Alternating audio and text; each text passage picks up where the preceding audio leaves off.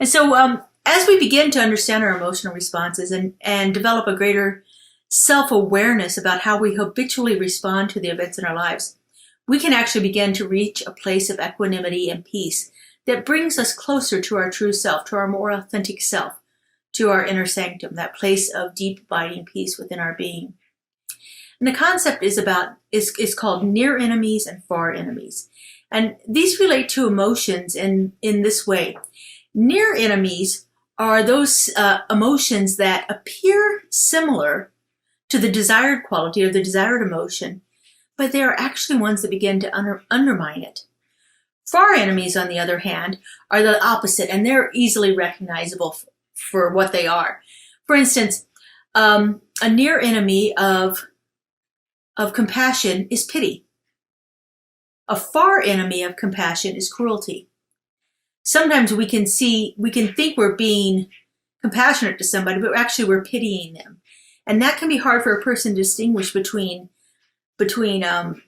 actual real compassion and this emotion that kind of looks down on somebody else. If we pity someone, we're looking down on them, we're thinking less than of them. But cruelty, on the other hand, is easy to recognize. It doesn't take us by surprise at all. Near enemies are the stealth bombers of emotions. They're the ones that sneak in and really begin to undermine us in a way that we were not expected, and we certainly didn't recognize it when it was happening. Let me give you a few other examples. The near enemy of loving kindness is sentimentality. It's being too lost in the emotions of the thing. It's similar. Loving kindness is having a feeling of well-wishing for somebody. Sentimentality is a little different than that. It is one that again relies on emotions that are not the things that we want to be experiencing. The far enemy of loving kindness is to wish somebody ill will, to do harm to them. That would be the opposite of loving kindness, or the far enemy of loving kindness. Easy to recognize, again. Sentimentality, not so easy to recognize when it happens. A near enemy of love is attachment. Attachment is conditional love. It's not the unconditional love that we're seeking when we're seeking true love. Of course, a far enemy of love would be hate. Here's another Buddhist concept, equanimity, that balanced engagement with all life, where we are in a state of balance instead of reaction. So the near enemy of equanimity is indifference. The far enemy would be like totally out of balance, out of whack with that.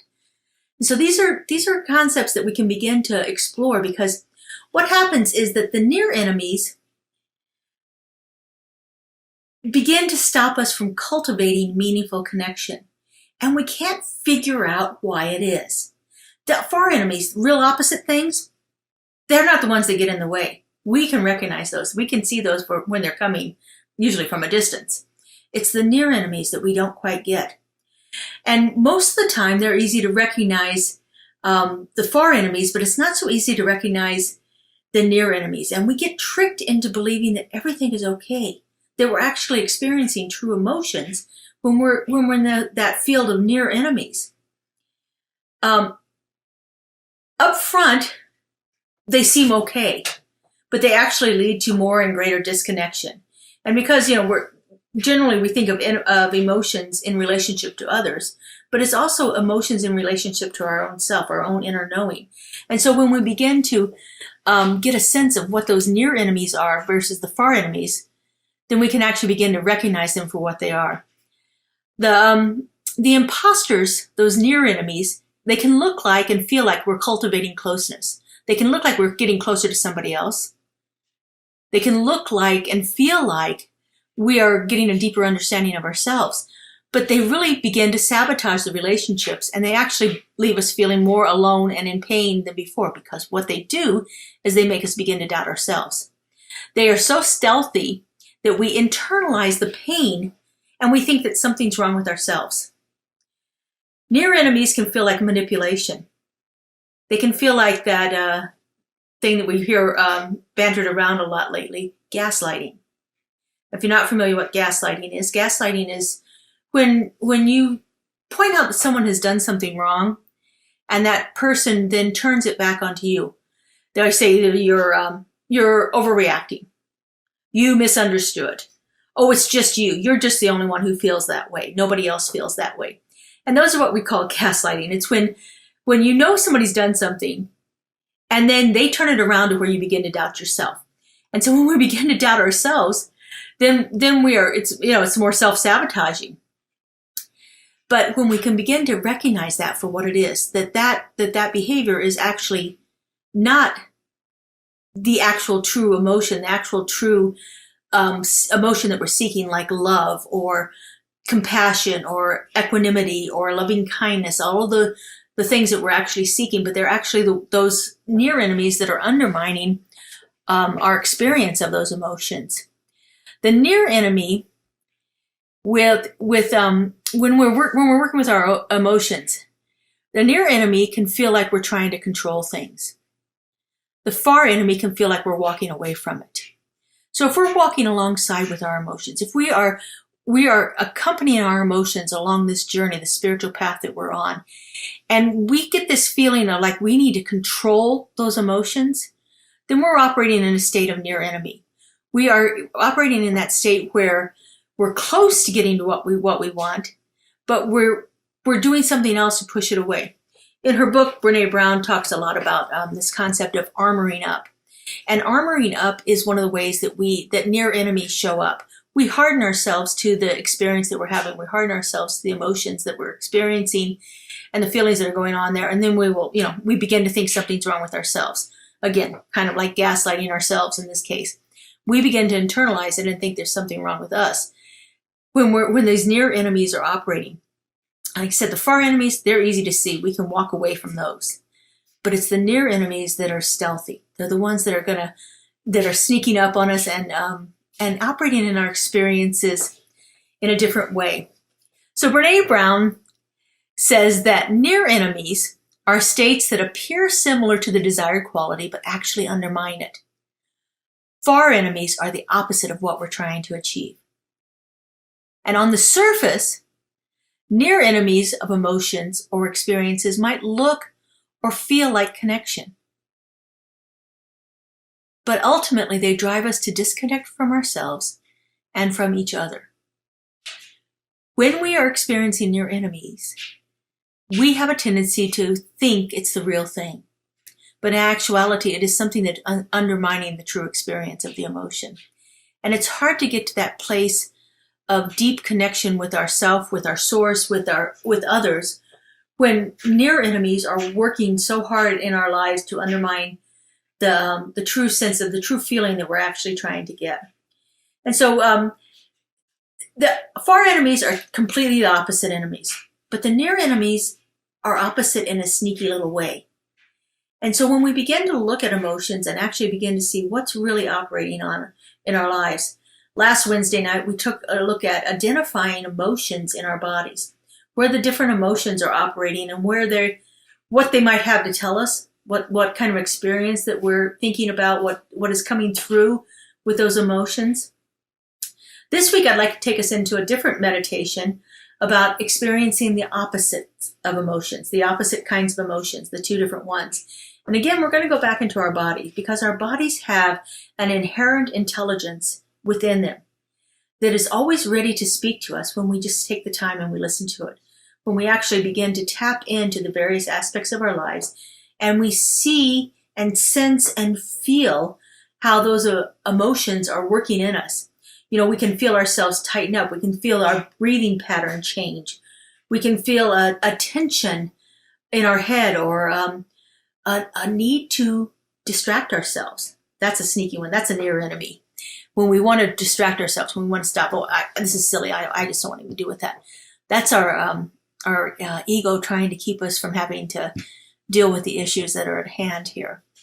And so this meditation that we're going to go through tonight, again, it is about experiencing the opposites of emotions, the opposite way that emotions show up in us. So if you're ready to play along with me and see what we can work through with this meditation, I invite you to just begin to get your body settled. Settle yourself into your seat. Feel the seat beneath you. You might, if you have your feet touching the floor, you might notice that connection between you and the earth. Even if you're on a second floor, you can still connect to that grounded sense that the building allows you to feel. And just begin to slow your breathing down a little bit. Doesn't have to be really dramatic. Just bring your awareness to your breathing. And for this meditation, you can keep your eyes softly opened or closed, whatever works for you.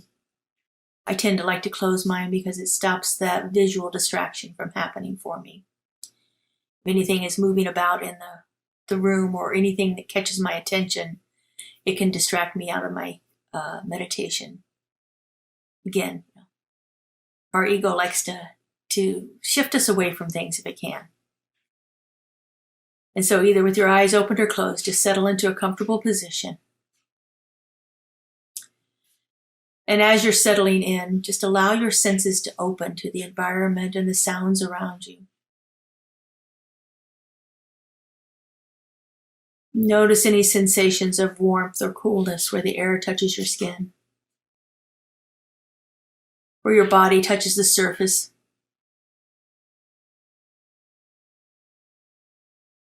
Notice the gentle rise and release of your chest and belly as your breath comes in and goes out.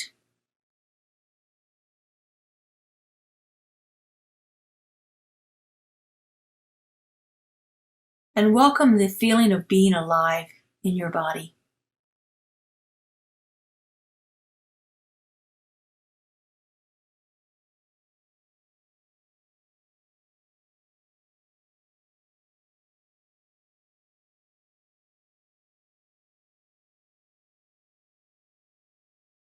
Now take a moment to recall an intention for today's practice. Perhaps your intention is to remain alert and attentive. Perhaps it's to inquire into a particular emotion that has been or is currently calling your attention.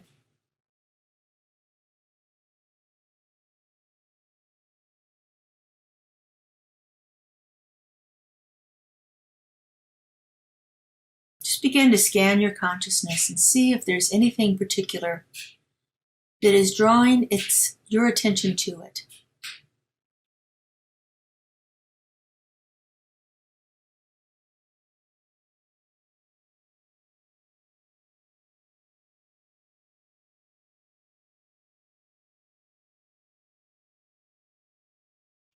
And tonight we are tapping into our inner sanctum, that part of us that is unchanging, that is complete beingness and well-being.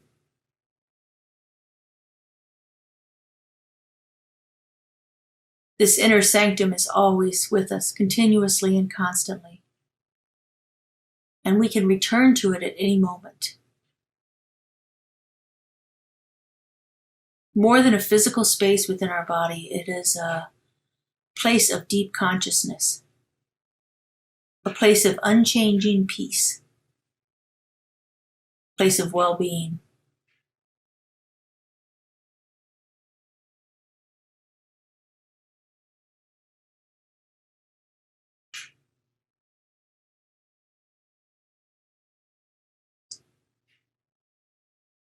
And now notice any sensations in your face and your jaw or your mouth, your ears. Notice any sensation inside of your nostrils as the breath comes in and goes out.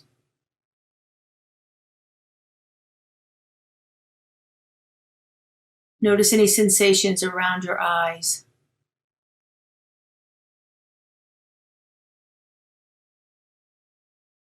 Your forehead, the back of your head and neck, your shoulders and arms and palms.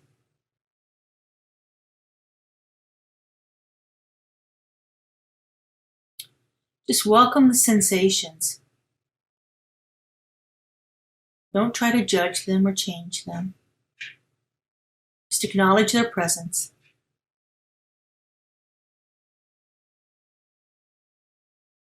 Welcome the sensations of your torso, your pelvis, sacrum, your entire body alive and vibrant.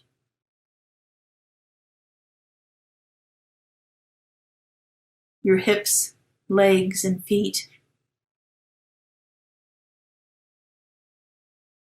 Just welcome and acknowledge the natural aliveness of this body that you're inhabiting.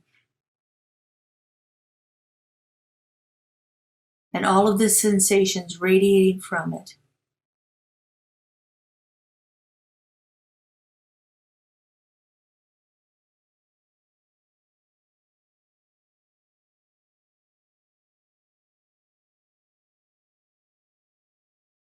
Now just allow yourself to scan through your body and welcome in any emotion that's calling to you. Hear it, feel it. Recall an emotion that you are working with in your life right now.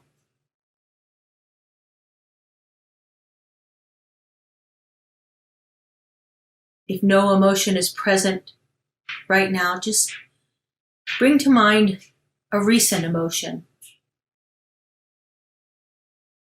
Something that left you feeling not quite at complete peace.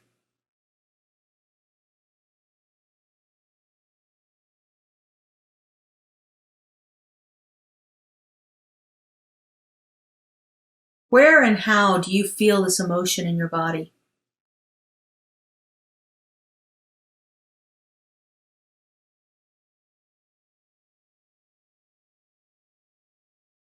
Are there any thoughts or images that accompany this emotion?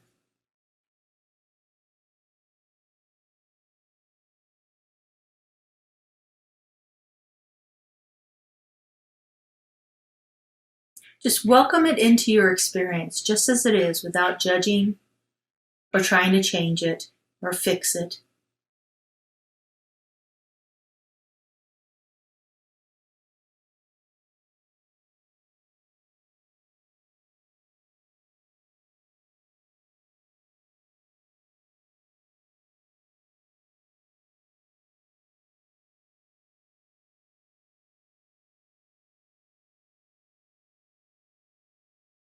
And as you're sitting with this emotion, begin to bring your attention to an emotion that feels the opposite of it.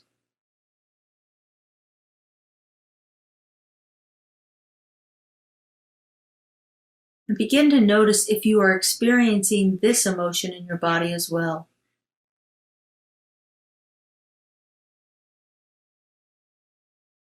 If it doesn't feel like it's in your body right now, invite in a memory of this emotion and bring it fully into your body. Give it a place to be within your being.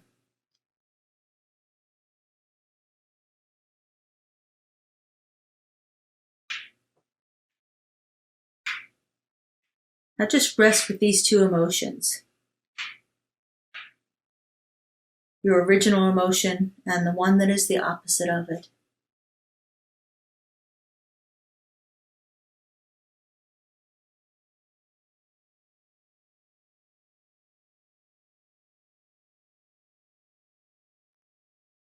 And now I want you to begin to move back and forth between those emotions. And as you do so, notice if you have any sensation or feeling in your body.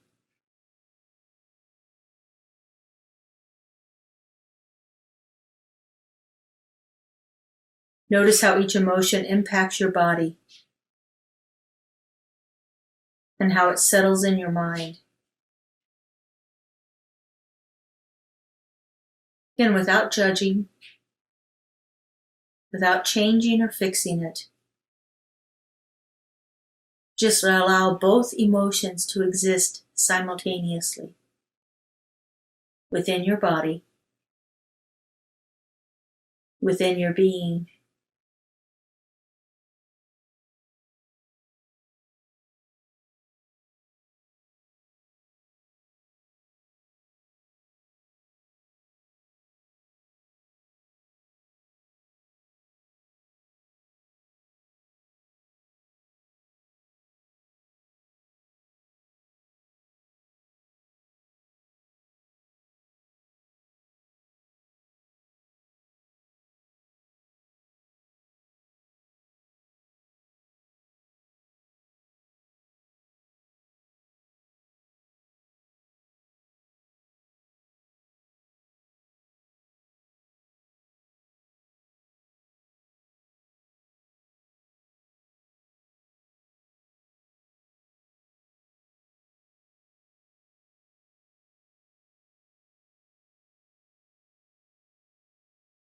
And as you're experiencing how these two opposite emotions affect your entire body and mind, just let everything be there, just as it is. The emotion, the sensations, the thoughts, the feelings.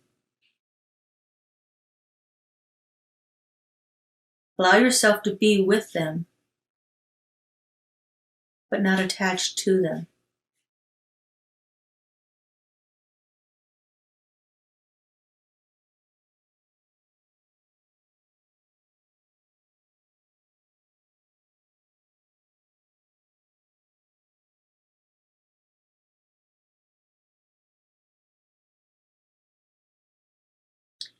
Take a moment to marvel at what an incredible being you are, with a mind and a body that allows you to feel such diverse sensations at the same time.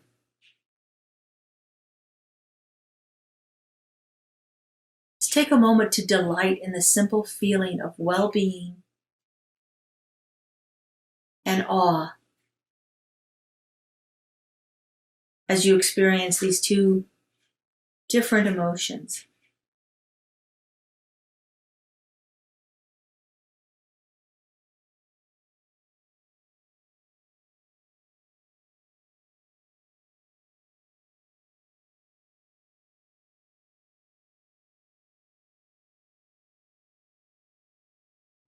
And now, before we close this meditation, just imagine yourself going about your day, each day,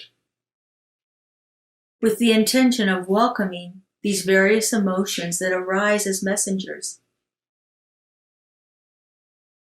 Notice that the gifts that they bring, even if the gift is just awareness. Know that there is a perfect response to each one of these emotions.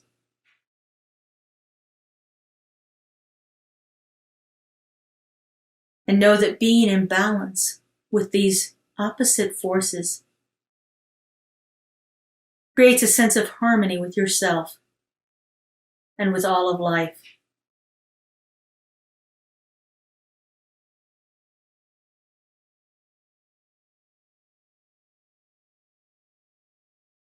And so just take a moment and begin to gently move or stretch. Bring your awareness back to what is supporting you, the chair, the floor.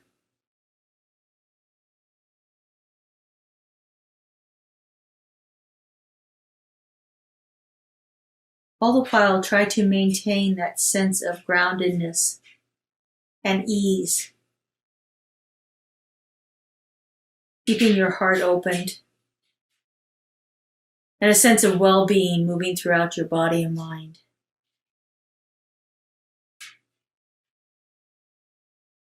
Just take a moment and silently give thanks for the opportunity to sit and welcome these opposite emotions.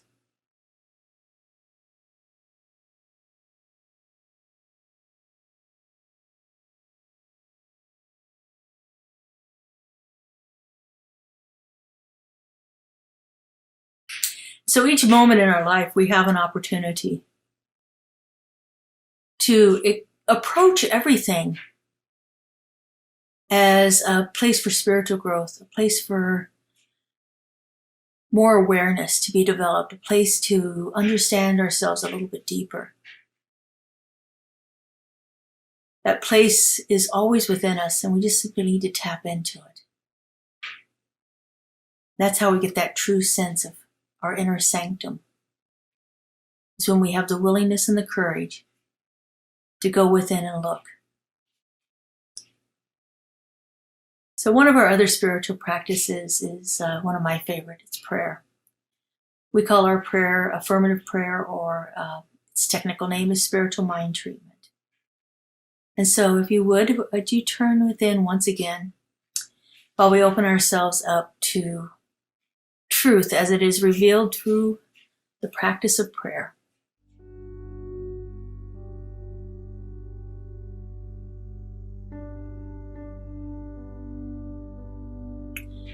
And so settling into that place of peace. That place from which all thought, all emotions, all life emanates. I find that place deep within the heart of my being.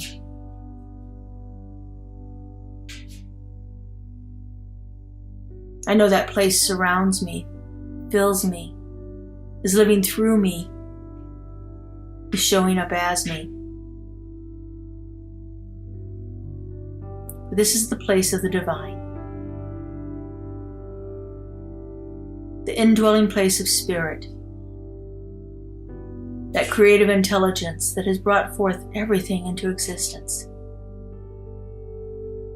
that place from which all unconditional love and perfect peace emanates.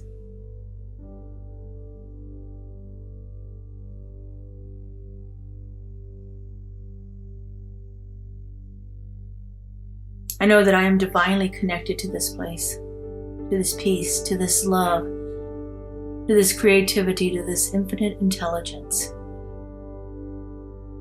It is moving through my being. It is showing up as me.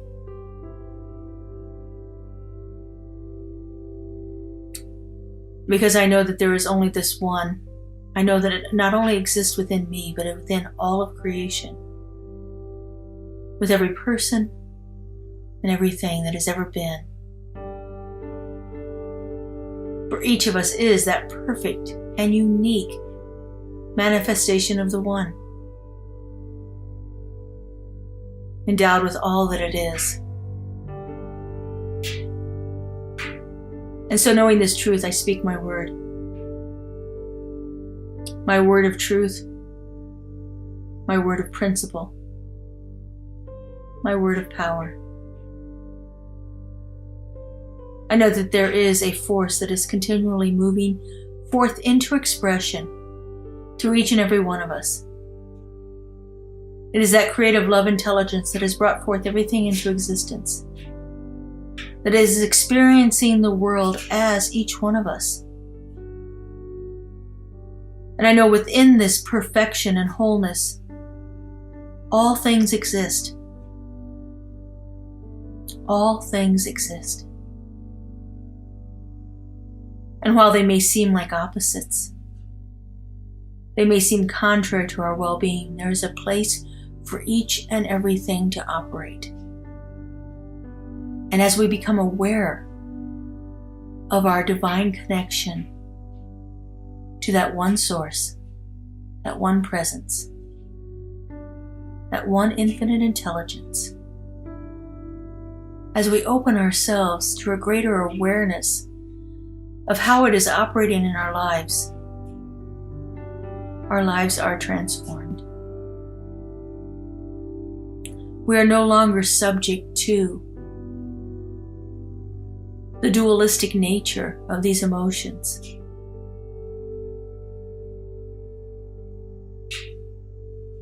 We can simply acknowledge them for what they are,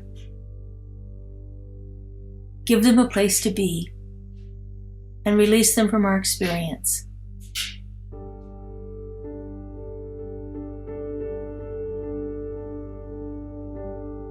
It is when we hold them in that situations in our lives are less than optimal. It is when we release them that we are free, that our lives are transformed, that we have a greater awareness of who we are.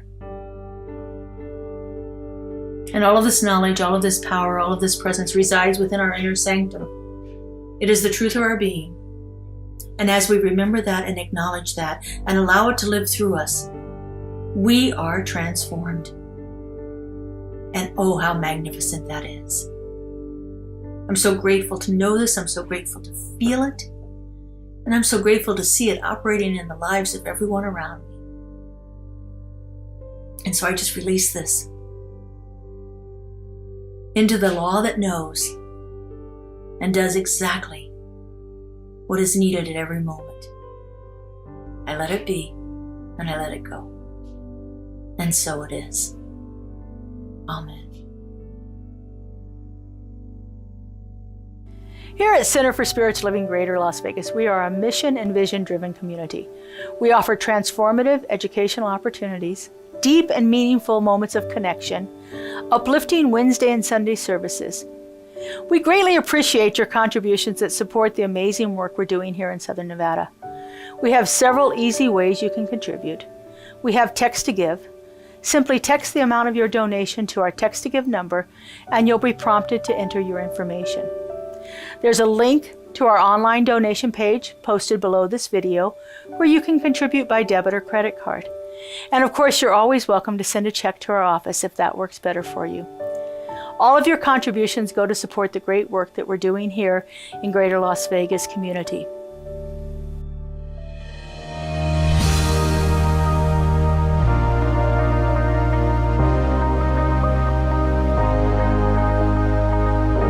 Monthly publication, Science of Mind magazine, is a treasure to be read and contemplated. Along with in-depth articles, there is a day-to-day spiritual support to be gleaned from its daily guides. Licensed practitioner Lynn Frankenberger hosts Adventures in Faith on Zoom, and you're invited to join in. This is a weekly group discussion that focuses on those daily guides and how to apply them. Check Facebook and our weekly newsletter for more details. Keeping it real, keeping it real, keeping it real, keeping it real, keeping it real with Reverend Laura. Keeping it real, keeping it real, keeping it real, keeping it real, keeping it real with Reverend Laura.